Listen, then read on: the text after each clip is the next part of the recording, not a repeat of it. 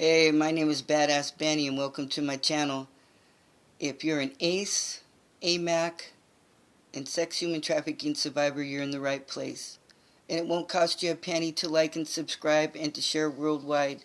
And please leave a comment down below on the video. I like how that rhymes. Today I'm going to share a story. I'm an incest survivor from my brother. I have 3 brothers. And my oldest brother and I have the same father and the same mother, and I have a younger brother who we have the same mother, and I have a stepbrother, a half-brother who has Down syndrome, autistic, and we have the same birthdays, and we have the same fathers, and I don't know if he's alive or dead. And my brother started, I believe I was 5 years old, and I was staying with my mom, and my brother and I were with our mom, and it was around Christmas time. I just remember him touching me. You know, it was around 4 or 5. I wasn't in school or anything. It was just, we were young. And I did do like a map of, it's like a timeline. So if you guys haven't done a timeline, I started from, I'll tell you a timeline on a different video, but I did a timeline, and I'll make a note of that. I have to be myself, folks. So, you know, so my brother, we were staying with our mom. It was around Christmas time. I remember we opened up presents, and my mom said that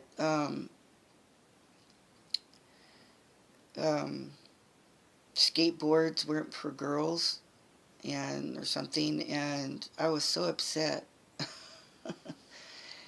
And my dad's brother came and visited, brought candy. I think this was in the Sacramento area in California, and my dad was in the military, so I know that. And so my brother just started fondling me, touching me in my genitalia, and I didn't understand what that was. I just knew that it happened, and I didn't know what to say. I used the words to tell my mother. So if I was I would say 3, not 5, because, my brother's older, 17 months older, so yeah, he was more closer to that age. So, and in recovery, I learned that I had to educate myself on sexual assault, because I didn't want to be a statistic, because divorce is very high.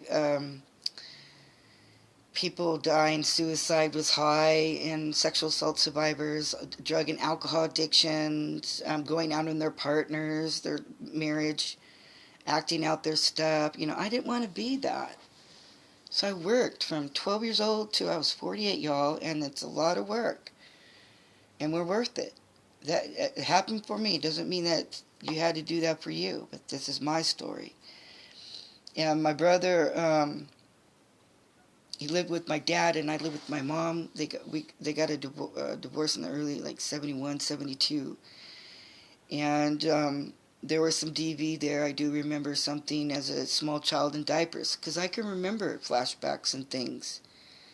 And I put puzzle pieces together, and I'd done the inner work, and that's how I know my story, because my mom isn't going to say a word. And there was a few things she shared with me, like I told her one time, I remember her sitting in the kitchen floor, grabbing her arm.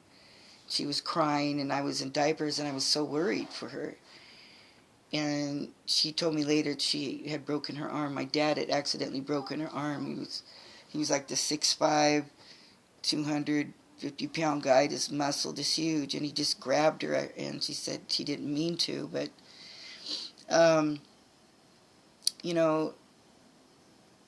I have so many stories. But with my brother, and remember the intergenerational trauma.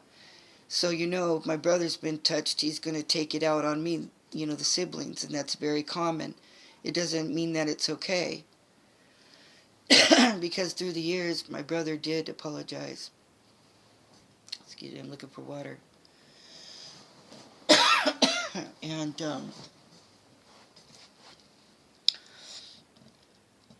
you know,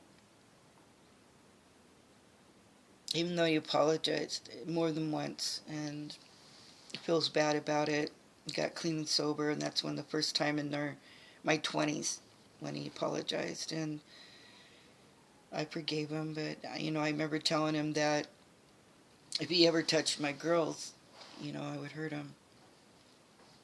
And so, and I haven't worked on my stuff.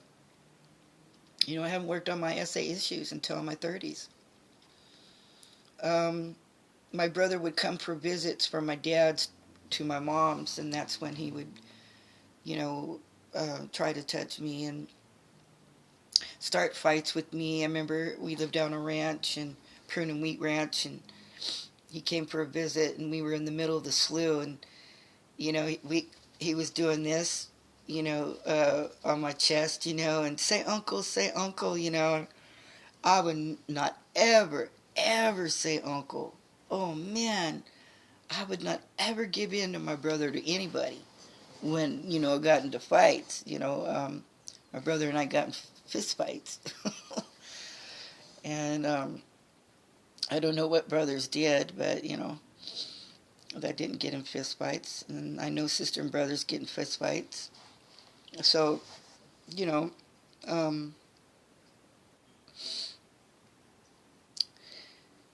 one time we had moved and my brother came over for a visit, and I was older, probably more like 8 or 9, and he touched me again, fondled, and I was like paralyzed, just kind of froze, and he was on the floor and I was on my bed. I had a twin-size bed in my own room, and and then there was not ever a penetration. We had like a little club and stuff, my friends. And I invited my brother, he was always taller and bigger guy, and we had this fort, and one time he did get a hard on, and he called me over, and I just went, no. I may have touched him, but I stopped, and I did, something in me knew it wasn't right. So I couldn't tell you about that, but I am grateful, nothing happened like that. And for those that did, I'm truly sorry, and when I would go visit my brother, not that I'm downplaying my story, when I go visit my brother, I remember he had a friend over, and my brother was acting out like he couldn't find me. I was hiding from him. I was underneath my dad's house that he built. And I can hear my brother and his friend saying that they wanted to hurt me. Yeah. Sometimes sexual assault survivors, kids will hurt other kids. And I hid. And I told him years later, after he tried to apologize again. And I asked him for help. I was stuck on the West Coast asking for help, and he says, you want to be a man, then you're going to have to do this on your own, and, I'm just like, okay, and, I did make it and everything, but, it's like, there's nothing there, there's no relationship, it's one-sided. He gives the phone to his girlfriend for me to talk to, and it's put downs. My brother does drink and use, and he did say to me that he's too old to start healing, like, doing deep healing work that I've done, like EMDR and stuff. He's like, I'm too old. And I believe that we're never too old to heal, to start looking at our own stuff and taking responsibility. Because look at all this wasted time from childhood. I haven't seen my brother had a good, healthy relationship. We've had his boys with my children, visits and stuff. My brother lived by me once when I had my kids and my ex, and he got a divorce, and he came with his boys, and I got to know them. It's like our family's fractured from sexual assault, from incest. It all started from the Catholic school, the Catholic industrial Indian schools. Started in Fort Shaw, Montana. And all the nuns and the priests were raping kids, sexually assaulting them, and then the kids would perpetrate on other kids. So, it's what happened to our family. And it trickled down from one generation to the next on the men's side, and, from my great-grandfather to my grandpa, my dad, and my brother, and me. My brother perpetrated on me. My father not ever did that to me. I'm grateful for that. My father passed away. He would be in his late 80s now, but he did not ever know about what happened to me. None of my stories.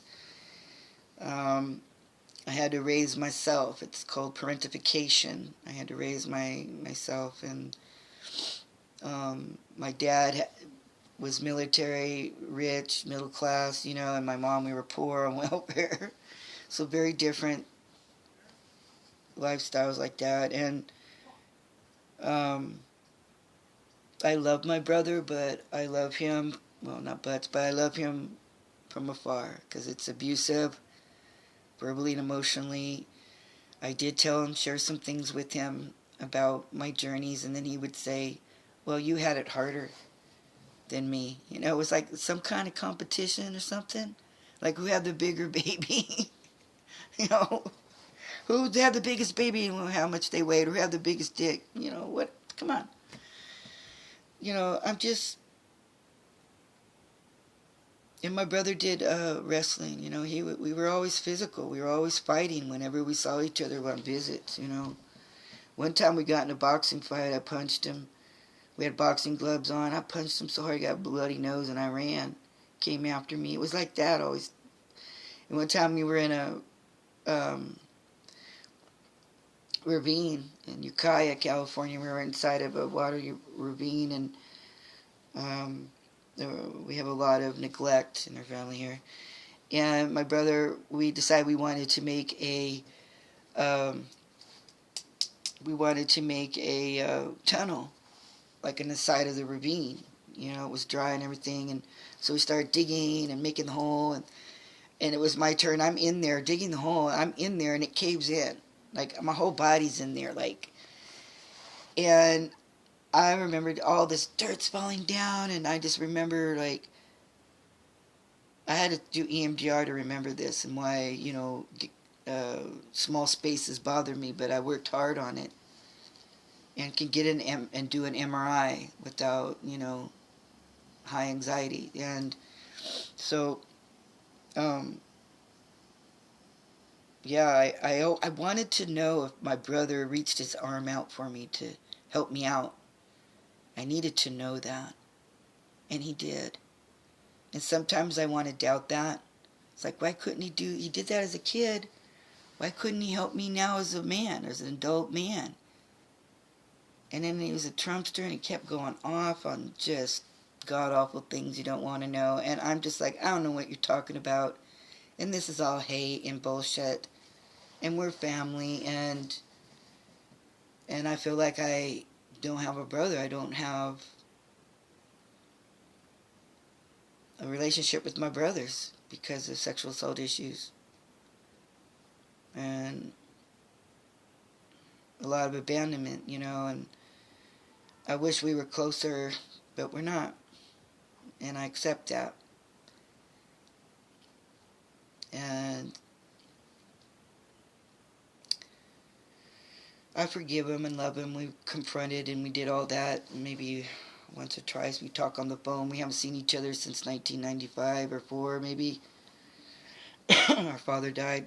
So anyway, that's my story, incest story from my older brother. And you may or may not get that healing or that confrontation, or or that apology. And I'm grateful. Um, anyway, so this is me part of taking care of myself. I tell my stories and let you guys have it and be a witness, and hope it helps you to come out and talk. Use your voice, especially men, because men don't talk as much as women. So I ask the men to speak up and speak out, and it's not your fault, and you're not crazy. And I ask you to get help when you're ready, when you want to stop all the craziness and wake up to, I had a therapist say, welcome to the real world, Ben.